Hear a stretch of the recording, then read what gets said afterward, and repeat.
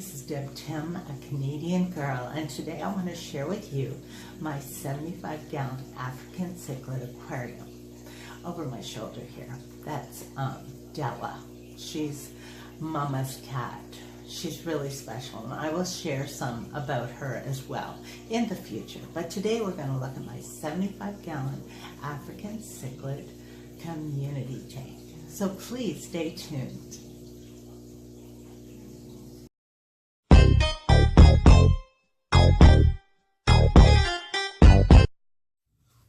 This is a look at my 75-gallon mixed African Cichlid aquarium.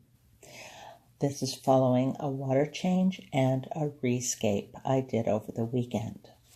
The last setup I had 2 piles of rocks, more in the middle of the tank with the piles set apart by an open area in the middle. The problem was the larger fish could get into the rock piles as well and claim caves as their homes.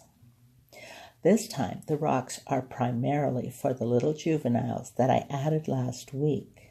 I ran the rocks across the back of the aquarium and just stacked them up. There are no caves to claim or swim-throughs, although that's not to say some of the bigger ones don't try to squeeze themselves into these crevices. But I am sure that they will give it up and face the fact that there are no suitable caves to claim soon enough. Looking at this group of cichlids, you can clearly see they are in excellent health. There are no damaged fins. There are no patches of scales missing. There's actually only one fish in this entire aquarium who I can see damage on. That is my Super Red Empress male. He has a torn lip, indicating he's been lip locking with someone. I didn't witness it, and there are no other fish with injured lips, so I'm not sure who he was in conflict with.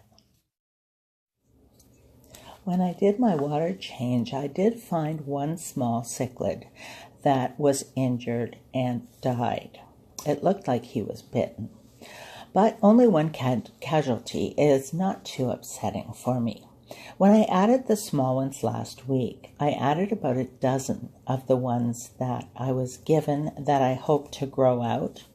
But I also added a dozen tiny fry, intending for them to be used as targets and leave the bigger ones alone. From what I can see, only one of the tiny ones is left. Anyone who has cichlids knows that they are forever hungry. The interesting thing is that when I feed them, all of them come up, even the little ones, join the big ones for their meals. Now I do feed 2 separate areas, drawing the big ones to the front. I feed across the front of the tank, and then the smaller ones I feed across the back of the tank above the rocks, just to make sure that they're getting their fair share. Spectre continues to be the tank boss. He is the handsome reef cichlid. Now I do have 3. Spectre has a broken line across his brow, so I can clearly tell him apart. But I can tell him apart just by watching him, because he is an extraordinary tank boss, just like Ghost was. I think he's learned a lot from Ghost. The other 2 are the only ones that I ever see challenging Spectre. In this aquarium, I also have 2 of Ghost's offspring.